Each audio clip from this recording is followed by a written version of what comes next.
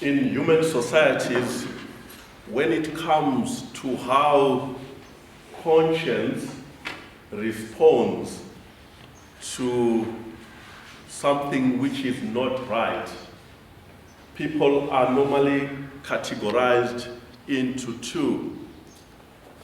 There are those who feel guilty when something wrong has happened, and there are those who feel ashamed when the same happened. These are two different human traits, and some of it is also, it depends on how a society is socialized, to the extent that you end up either being called a guilty culture or a shame culture. I'm beginning with this session in relation to what we are celebrating today, and my reflection will be very much based on the symbol of bronze snake which was perched on the pole, and whoever looked at it was healed. This seems or appears to be something magical, somehow magical. How can it be? People are suffering from snake bites, and they are dying. Then in order to alleviate and curb this problem, Moses is being asked to mold a bronze snake, a bronze serpent, and then displays it on a pole. And there's one simple, very simple command. If you are bitten, look at it and you'll be healed. Is this not too simple? Were you going to do it yourselves? With all the logic and the science which we have, you will say, don't joke with us. This is a serious matter here. How can this be? How can this be? We are dying. But this is a symbol which is representing who we are. The sons of Israel, sons and daughters of Israel, were of a shame culture, not a guilt culture. Why? If you are of a guilt culture, you don't need anything empirical for you to feel guilty. It's an inner attitude which just happens, that you just feel you have done something wrong and you feel guilt about it. You don't need anything external. You don't even need the law to come say, I'm saying to you, you are guilty because I saw you stealing. You don't need that. And you know we have got some cultures where you hear people who are in great positions just resigning without even any inquiry. You just hear that this minister said, I felt I abused my office. I felt I abused my office, therefore I have to resign. That's guilty. But the sons of Israel and ourselves, we are not of that. Not until you are caught and proven. Not until something empirical, something visible is produced as evidence, you still go and say, I didn't steal. Until a CCTV is played and we see you taking, and then you say, oh. You know how often we refuse. If it's something which seems to be obvious, you say no. You are not alone. Sons and daughters of Israel were like that. They were not able to see the sin they were committing against God. So this magical-like symbol is like to say, for you to be healed, you need to acknowledge and be able to point at your sin. And once you are able to point at your sin, then a cure will be found. Once you are able to say, this is me, this is my anger, this is my fornication, this is my adultery. If you don't do that, you will not be healed. You know, the symbol of a snake. Snake bites under grass. You don't see it. You just feel that you have been bitten, but most of the time you don't see it. Sin is like that. Sin is like that. It only happens as a character, as an attitude. You don't see it, but there are moments where we are told to say, wait, for you to be cured of your sin, you need to see it. You need to know its nature so that you have a method to treat it. What is the nature? Therefore, by exposing it, the way Moses exposed the snake, the people realize that this serpent is like this. So now how do we destroy it? If you don't know the nature of sin, you cannot destroy it. It needs to be exposed. So that's why the same symbol is being converted into the sign of the cross.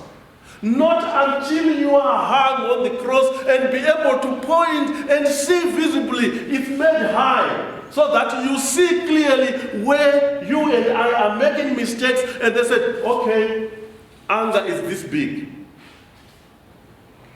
Lying is this big. Cheating is this small. So how do we do to tackle this? We are now able to see them. So my dear brothers and sisters, as we are reflecting on the cross, we are reflecting on ourselves, exposing the darker side so that it can be enlightened. Without seeing it, you cannot eradicate it. You know, even in the medical world, they have to identify the kind of virus so that they begin making a vaccine. Without identifying the kind of the virus, a vaccine cannot be made.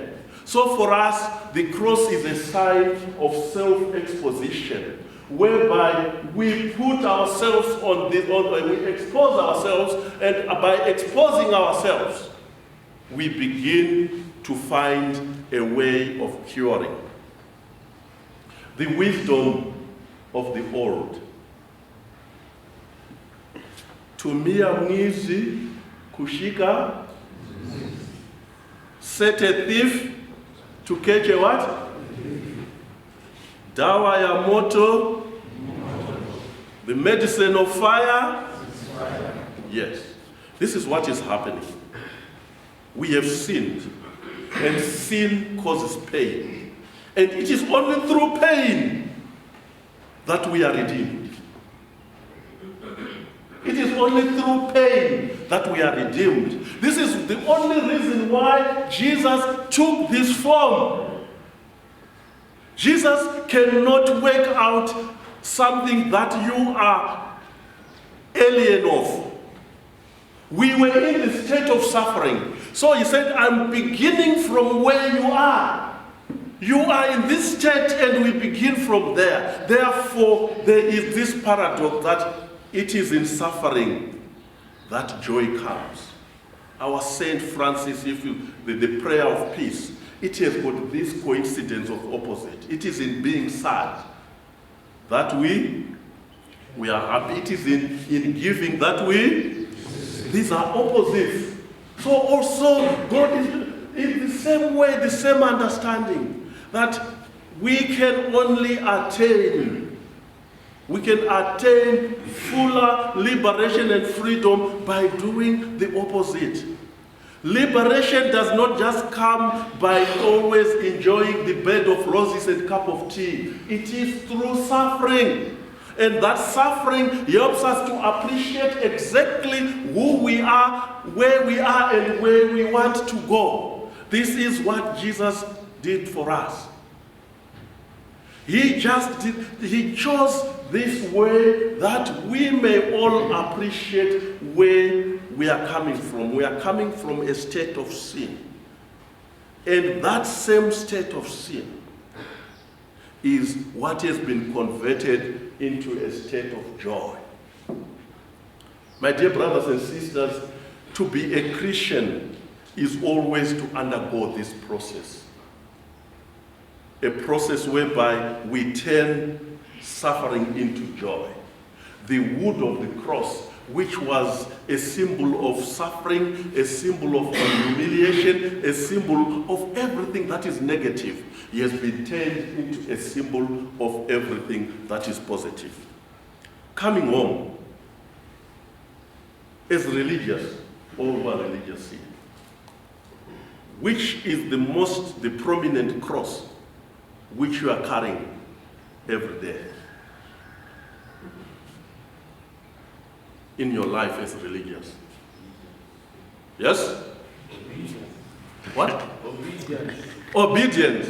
Only obedience. That's the cross. Don't worry.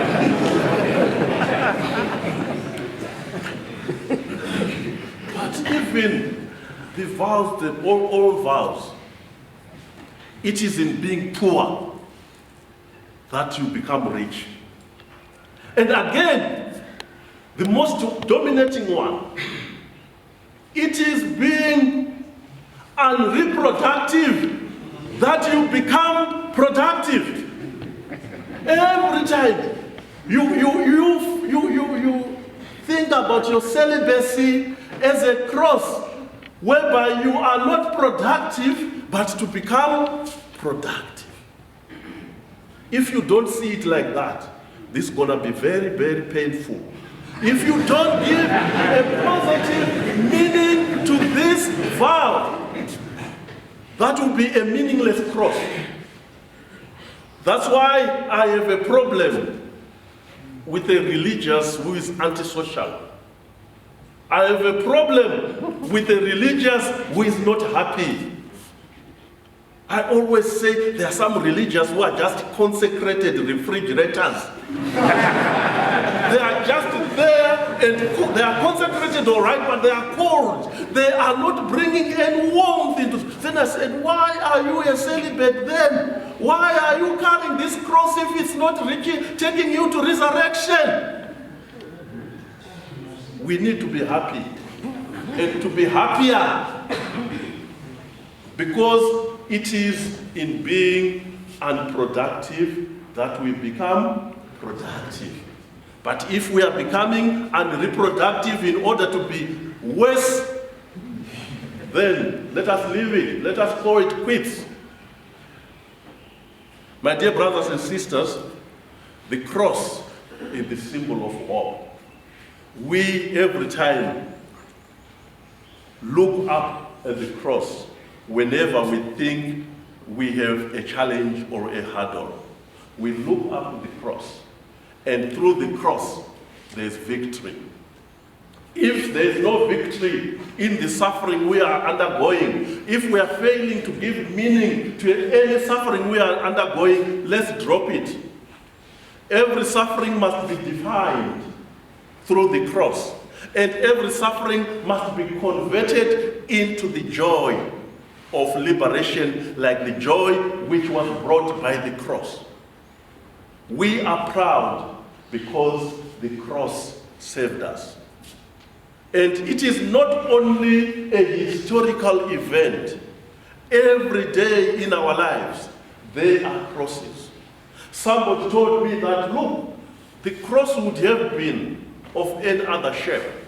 But because people have already a certain logical understanding, they've managed to convert a cross into a positive understanding, the way we say in mathematics, what is the symbol of a cross? It's a plus, isn't it?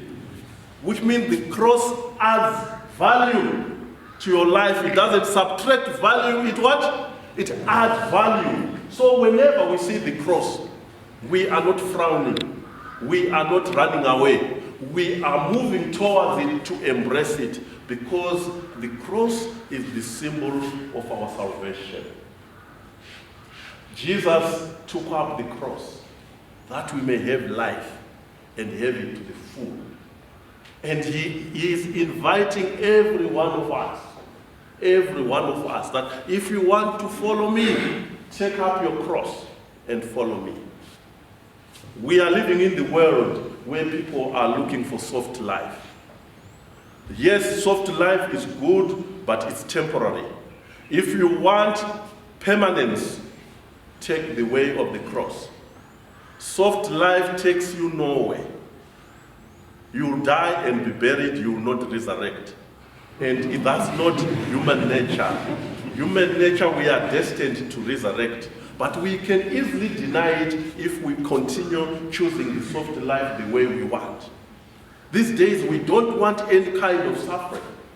As I'm standing here, if we go into the heart of many, I may cross to many.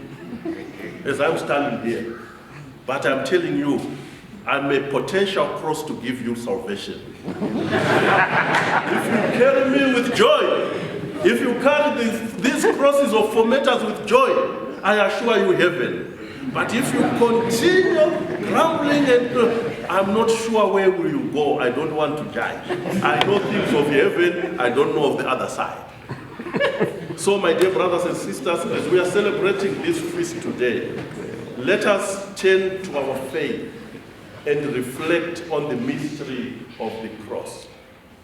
It is through the cross that we are saved. Amen. Amen.